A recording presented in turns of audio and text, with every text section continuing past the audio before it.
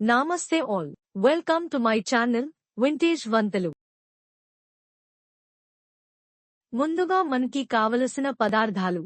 తాజాగా కోసిన మామిడికాయలు 1 కేజీ, గట్టిగా ఉండాలి. ఆవపిండి 100 గ్రాములు, ఎండుమిర్చి పొడి 150 గ్రాములు, తీవ్రతను బట్టి సర్దుకోవచ్చు.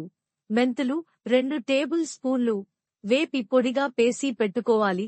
ఉప్పు 150 గ్రాములు, రాక్ సాల్ట్ అయితే ఇంకా బాగుంటుంది.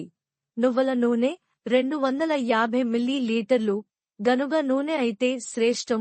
హింగు చిటికెడు. ఫస్ట్ మనము మామిడికాయలు కట్ చేయాలి. మొదటగా మామిడికాయలు శుభ్రంగా కడిగి బాగా ఆరబెట్టాలి. నీరు ఒడిపోకూడదు. అప్పుడు వాటిని మీడియం ముక్కలుగా కోయాలి.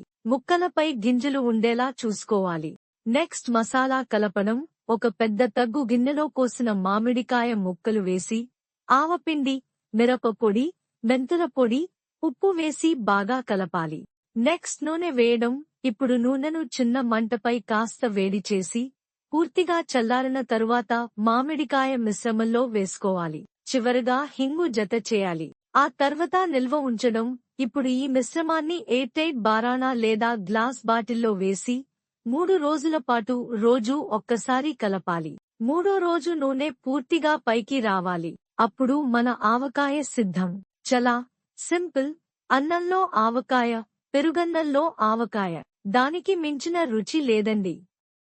ఈ సాంప్రదాయ పద్ధతిలో మీరు ప్రయత్నించి చూడండి. మీ ఇంట్లో అమ్మమ్మల రుచి తిరిగి తెచ్చుకోండి. తినే ముందు ప్రేమతో కలపండి. ఉంచే ముందు శుభ్రత పాటించండి. ఈ వీడియో మీకు నచ్చితే దయచేసి లైక్ చేసి షేర్ చేయండి. అలానే ఇలాంటి మరిన్ని ఆసక్తికరమైన వీడియోల కోసం మా ఛానల్ను సబ్స్క్రైబ్ చేయండి.